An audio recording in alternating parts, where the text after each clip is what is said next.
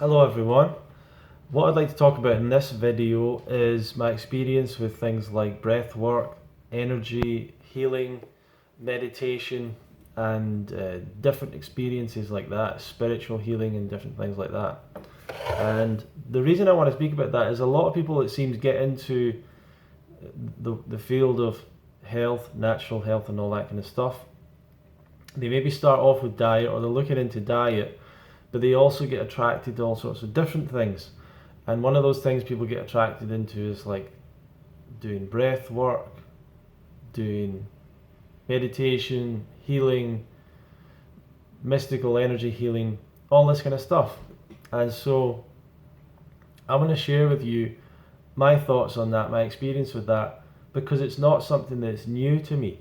And people that kind of suggest these things to me they almost talk to me like I've never heard of this stuff, like I've never considered this. You got to understand that I've been looking into health for, since I was maybe 15 or 16 years old. I've been looking into all that kind of stuff since I was like 15 or 16 years old. I've always been curious about this. I was never I wasn't like a lot of you guys. I wasn't taking drugs and going out drinking and all that binging and stuff like that. And I wasn't eating well all the time, but I never went through that phase of life. I never did those things. This is not an awakening for me to all of a sudden start to become healthier. And I'd appreciate, if you're going to give me advice or your own opinions on things, okay, but if you've been in that situation in the past, if you developed a disease at any point, I would say, just consider that you might not be the expert, that you might you might want to realize that you've made some major mistakes in your life that I didn't make. Taking care of myself always seemed like a natural thing, and I didn't always get it right. But a lot of the obvious things I didn't indulge in, and that's just a part of me, I guess. But all of these slightly more magical things people get really attracted to, and people, if you do some of these things, they're usually quite popular or offered events, and it's almost like people leave the events learning breath work, or they leave the events learning yoga or meditation or some kind of healing modality, and they think that's the important thing and that's the important takeaway. The most important takeaway is the diet factor being the most important part of your total health package, is your diet by far. And the more you can improve on your diet, the bigger the result is. So going 50% raw and then doing breathwork and meditation is not anywhere near as good as 100% raw and none of that other stuff. It's in terms of just the pure level of your health, in terms of your physical health. So for me, meditation started in my late teens. That's over 15, nearly 20 years ago. Not consistently in that time, but started to research and learn about it then. Looking into the world of energy and all that kind of stuff, and that started back then as well. Started a long time ago. The world of positive thinking, that's another part of this conversation. Positive thinking, positive visualization. If I eat the chocolate bar but I think it's good, then it's okay. No, it doesn't work like that. It's not as powerful as that. But there is a little bit of an effect from positive thinking, but not enough to completely protect you from the downside of eating a bad diet. So since the age of, I would say 23, like 12 years ago, pretty consistently meditating on a daily basis for most of that time. Although when I went raw, I kind of actually started to slip off daily meditation. It became less frequent, and now I'm getting back to it, and I much prefer daily meditation. I think it's a great thing. So I was doing all that. I was doing breath work because I started practicing Aikido, which is a martial art. Started practicing that when I was about 22, 23, around about the same time I was starting to meditate, really. And we do a breathwork practice quite regularly called key breathing.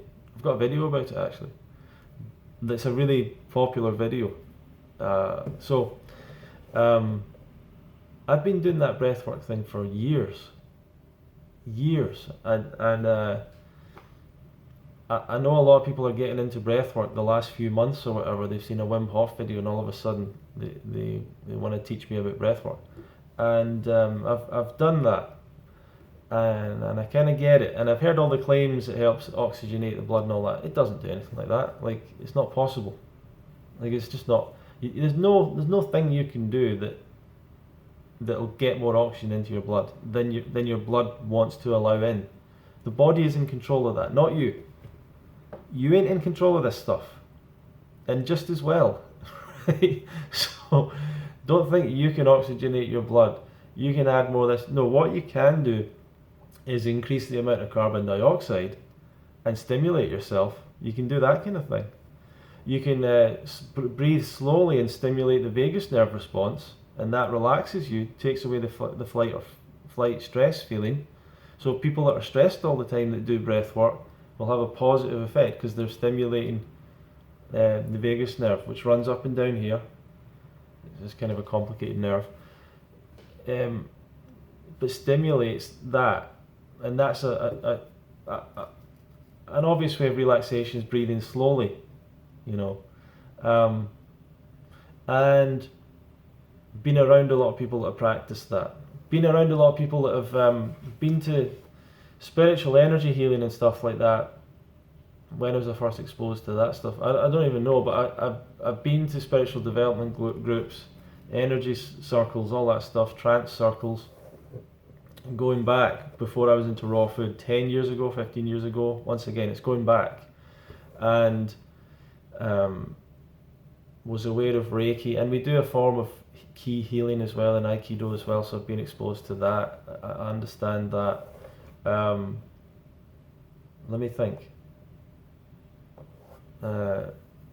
Yeah, I mean, I've done mediumship, I've done psychic development, done a lot of healing, gotten a lot of healing, Reiki shares, Reiki circles, all that stuff, and it's good stuff. You know, it's good stuff. But none of this stuff prevented the problems I was starting to get in my health. When I was in my late 20s and I didn't drink, didn't smoke, didn't eat sugar, didn't take caffeine, gave up the meat, and yet still when I just had the dairy products left in my diet, taking that out and going towards fruits and vegetables, that still had a really profound effect on my health very, very quickly. Very quickly. Aches and pains that I had disappeared. Obviously digestion changed. The feeling I had, how I felt in my mind, in my brain, all of these things improved. I remember a time as well when I was younger, and I can't really confirm this but I'm fairly sure I had an irregular heartbeat to some degree, and that was being impacted by my diet, and that completely changed when I went completely vegan and raw foods. So I remember times when I went to the gym and I was running in the gym and my heart started to do something really weird and I had to stop, and I was like, what the hell's that? You know, I was probably already starting to suffer the beginning stages of heart disease and problems with my heart, and now I've reversed that, it seems. I can't confirm that, but that's just my experience from what was happening with my heart, what was happening with my heartbeat, and what it is now, which is a very regular heartbeat and very different. So I'm really grateful for that. But in all that time, I mean, meditation has a positive impact for sure on your digestion. Once again, it relaxes you basically. And when you're under that stress response, that fight or flight response a lot of the time in our modern world, you're not relaxing properly. A lot of the function of your body, like your digestion, probably isn't happening as well as it could be because of that. So learning to relax is good. Meditation is healing. I mean, to me, it's the body going into a healing state. So it's a fantastic additional thing. And, you know, in terms of whatever your spiritual goals or enlightenment goals, it's probably a very important part of that as well. But if we're purely talking about health and we look into the history, you see plenty of people that meditated very deeply that had very severe health issues related to diet because they didn't change their diet. You know, the many masters and all that. that had health problems and rheumatoid arthritis and stuff like that. There was there's some quite famous like enlightened masters that had like rheumatoid arthritis and stuff of that nature.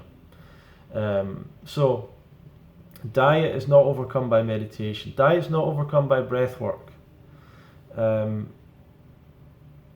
Once again, I've been around a lot of people that do breath work and all that, and that were trying to use that to correct their diseases, and it doesn't work. Like, it just doesn't work. You can't correct diet through breath. You can't correct the symptoms of a bad diet through changing how deeply you breathe. And I'm really skeptical of the claims of breath work. I'm really sure that it makes you more relaxed, that it stimulates the vagus nerve, the parasympathetic nervous system, whatever it is, that maybe opens up an intelligence in the body that allows more healing to take place, but it doesn't circumvent or overcome bad diet. In terms of spiritual healing, once again, I don't, or any kind of energy healing, once again, I don't see that overcoming. However, what I do think is that these things lead people on an awareness towards changing their diet, and I think that's the way it works, ultimately, is that these things lead to more awareness for people, and people become more in touch with their body, they become more in touch with their intuition that's telling them they have to change their diet. I'm always shocked when people tell me they're meditators and they're totally unhealthy and they've got a totally bad diet. I know there's something wrong there, right? And not that you need to have a perfect diet, but if you're still if you're still clearly on junk foods and really not looking good, really not your meditation is whack. It's not, what you're doing is not working for you. Do you know what I mean? Like, it should be bringing you awareness. It should be bringing you bodily awareness and making you, and you should be starting to change because of that. So that's what meditation should be about. But none of these things are the answer, the cure. They're not gonna improve a bad diet, you know. And I've seen people that were very deep breath work, energy work people that died of different conditions, probably related to diet and lifestyle. And we're trying to fix them, you know, with breath work and all that, but it's not going to work for you. It just doesn't. So I think these things are great. I just don't put them anywhere near the same league in terms of your health as diet. In terms of other experiences of life and things like that, I think you could, for example, I think a raw foodist could be depressed, totally depressed. You know, 100% raw foodist could be depressed about life. Someone that's a real long-term meditator, I don't think should ever be depressed about life, because meditation should alleviate that in a big way. If it doesn't, once again, your meditation probably wasn't very good. And so I've known people that have said that, like, that are depressed and like, oh, I tried meditation. It's like, there's no try about it. That's that has to become part of your life now, you know. That's an everyday practice. And if they meditated with me like I do, the simplest way, I don't think they would be depressed anymore. Once again, because it brings awareness about why that depression's happening. And you know, a lot of people hold on to their depression. Why? Who knows? But they hold on to it. So yeah, and the breathwork thing is curious. I don't think there's a lot in breathwork. I think it's something that helps relax people, basically. And it's good to learn how to breathe properly. To be fair, if you're not breathing deeply, then it's good to learn how to breathe more. But I'm not convinced you're going to really oxygenate yourself more than you already are doing. And I just don't really...